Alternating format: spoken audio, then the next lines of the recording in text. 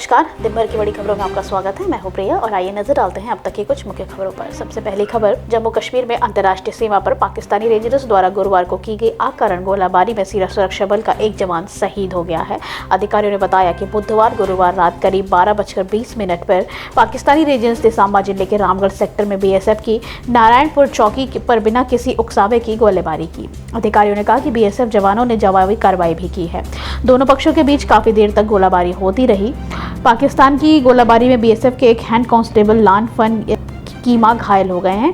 उन्हें तुरंत रामगढ़ के एक सामुदायिक अस्पताल में स्थानांतरित कर दिया गया है। घायल सैनिक के विशेष उपचार के लिए जम्मू शहर के सरकारी मेडिकल कॉलेज अस्पताल में रेफर किया गया था। गंभीर रूप से घायल जवान ने GMC अस्पताल ले जाते समय रास्ते में दम तोड़ दिया।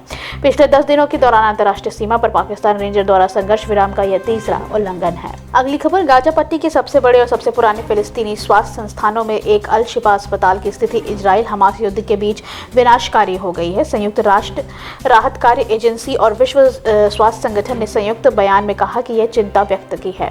वर्तमान के प्रत्येक बिस्तर पर लगभग 2 मरीज हैं और आपातकालीन विभाग और वार्ड भरे हुए हैं, जिससे डॉक्टर और चिकित्सा कर्मी को गलियारों, फर्श और आउटडोर में भी घायल और बीमार मरीजों का इलाज करना पड़ रहा है। इसमें कहा गया है कि हर घंटे घायलों की संख्या बढ़ती जा रही है। मरीजों को अत्यधिक और अनावश्यक दर्द से गुजरना पड़ रहा है क्योंकि दवाएं और एनेस्थीसिया खत्म हो रहे हैं। इसके अलावा हजारों विस्थापित लोगों के अस्पताल में पार्किंग स्थल और यार्ड में आश्रय ले रखा है। बयान में कहा गया है कि 1 महीने से अधिक के समय में अल शिफा अस्पताल सहित गाजा पट्टी में किसी भी ईंधन की अनुमति नहीं दी गई है। संयुक्त राष्ट्र के 2 निकायों गाजा पट्टी में मानवीय एजेंसियों का ईंधन की तत्काल डिलीवरी का अपना आह्वान दोहराया है। संयुक्त बयान में कहा गया है कि ईंधन के बिना अस्पताल, अलवीकरण संयंत्र और बेकरी जैसे अन्य आवश्यक सुविधाएं संचालित नहीं हो सकती हैं और परिणाम स्वरूप अधिक लोग निश्चित रूप से मरेंगे। अगली खबर, जन्म नियंत्रण और महिला शिक्षा पर बिहार के मुख्यमंत्री नीतीश कुमार की टिप्पणी पर चल रहे विवाद के बीच असम के CM हेमंत बिस्वा शर्मा ने अपने बिहार समकक्ष के खिलाफ कड़ा हमला किया और कहा कि नीतीश कुमार ने अपना मानसिक संतुलन खो दिया है और वे राज्य के लिए खतरा है। उन्होंने जनसंख्या नियंत्रण पर अपमानजनक टिप्पणी के लिए नीतीश कुमार को तत्काल उनके पद से हटाने की मांग भी की है। CM शर्मा ने मध्य प्रदेश के खंडवा में कहा कि मुझे लगता है कि नीतीश कुमार अपना मानसिक संतुलन खो दिया है। उनकी पार्टी ने उन्हें मुख्यमंत्री पद से हटा देना चाहिए। खोए हुए मानसिक संतुलन वाला मुख्यमंत्री राज्य के लिए खतरा हो सकता है। इससे पहले बुधवार को भी भारतीय जनता पार्टी के जोर देकर कहा कि बिहार के मुख्यमंत्री नीतीश कुमार को राज्य विधानसभा में जन्म नियंत्रण पर अपनी अपमानजनक टिप्पणी पर इस्तीफा दे देना चाहिए। उन्होंने दावा किया कि उन्होंने अपना मानसिक संतुलन भी खो दिया है। बिहार विधानसभा में चल रहे शीतकालीन सत्र के दौरान अराजक दृश्य देखने को मिला जब विपक्षी सदस्यों ने जन्म नियंत्रण पर आपत्तिजनक टिप्पणी को लेकर CM कुमार के खिलाफ नारे लगाने शुरू कर दिए थे।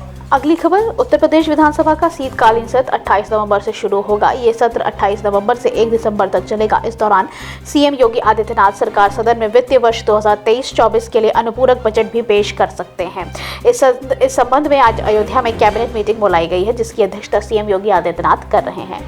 इस बैठक में शीतकालीन सत्र को बुलाने के प्रस्ताव को मंजूरी दी जाएगी। CM योगी आदित्यनाथ अयोध्या में मौजूद रहेंगे। इस दौरान वे 11 नवंबर को होने वाले भव्य दीपोत्सव की तैयारी का भी जायजा लेंगे।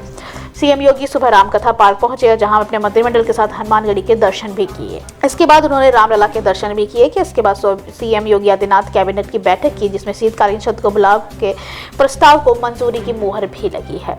जानकारी के मुताबिक योगी कैबिनेट की बैठक में शीतकालीन सत्र बुलाने संबंधी प्रस्ताव समेत दर्जन भर प्रस्ताव पर भी चर्चा हो रही है। अगली खबर, सांसदों विधायकों के खिलाफ लंबित मुकदमे के तेजी से निपटारे पर सुप्रीम कोर्ट ने अपना आदेश दिया है। सुप्रीम कोर्ट ने अधीनस्थ हाईकोर्ट के आदेश देते हुए कहा कि सभी हाईकोर्ट के चीफ जस्टिस स्वतः संज्ञान लेकर एक केस दर्ज करें और विशेष MP MLA कोर्ट में चल रहे मामलों की निगरानी करें। सुप्रीम कोर्ट ने कहा कि हाईकोर्ट के चीफ जस्टिस जिला जज से इन मामलों के निस्तारण के लिए समय समय पर रिपोर्ट लेते रहें। सुप्रीम कोर्ट ने कहा कि वेबसाइट में लगातार MP MLA के खिलाफ लंबित केस का ब्यौरा डाला जाए। सुप्रीम कोर्ट ने सांसदों और विधायकों के खिलाफ बढ़ते हुए आपराधिक मामलों को देखते हुए सुप्रीम कोर्ट ने केंद्र सरकार के उन सभी राज्यों में विशेष MP MLA कोर्ट बनाने के आदेश भी दिया था, जहां पर लोग अपने प्रतिनिधित्व के खिलाफ कुल 65 से अधिक मामले लंबित थे। कोर्ट के आदेश के बाद सरकार ने 12 राज्यों में एक विशेष न्यायालय की स्थापना की है।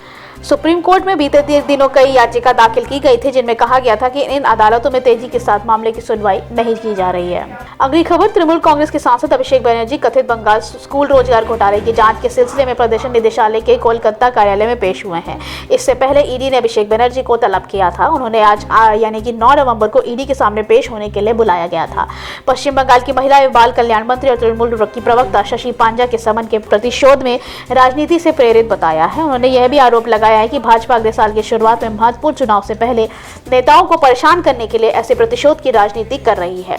उल्लेखनीय है कि ईडी ने इससे पहले बनर्जी को 9 अक्टूबर को उसके सामने पेश होने के लिए बुलाया था। इससे पहले नई दिल्ली की पार्टी में विरोध रैली में भाग लेने के लिए वे 3 अक्टूबर के लिए समन में शामिल नहीं हुए थे। इससे पहले भी 13 सितंबर को शिक्षक भर्ती घोटाले में ईडी ने बनर्जी को लगभग 9 घंटे की पूछताछ की थी। अगली खबर, मध्य प्रदेश विधानसभा चुनाव 2023 के चुनाव प्रचार के लिए सतना पहुंचे प्रधानमंत्री नरेंद्र मोदी ने एक जनसभा को संबोधित करते हुए कांग्रेस पर तीखा हमला किया है। उन्होंने कहा कि आज पूरे विश्व में भारत का डंका बज रहा है और कांग्रेस के गुब्बारे की हवा निकल गई है। रैली को संबोधित करते हुए उन्होंने कहा कि राम मंदिर बन रहा है और पूरे देश में चर्चा है। अब सबका विकास का समय है। एमपी में गरीबों के लिए लाखों घर बनाए गए हैं। मोदी हर घर देने की गारंटी देता है। एमपी के हर एक काम की कांग्रेस सरकार रेड़ा अटकाती थी और कांग्रेस ने राज्य को अंधेरे में कुएं में धकेल दिया है। पीएम मोदी ने कांग्रेस पर तीखा हमला करते हुए कहा कि आज पूरे विश्व में भारत का जो डंका बज रहा है, आपके वोट के कारण देश के दुश्मन का हौसला पस्त है। कांग्रेस के झूठ के गुब्बारे की हवा निकल गई है। कांग्रेस के पास एमपी के विकास का कोई रोड मैप नहीं है। कांग्रेस का चेहरा थका और हारा हुआ है। आज के लिए बस इतना ही। बाकी खबरें जानने के लिए देखते रहिए द पब्लिक इंडिया। धन्यवाद।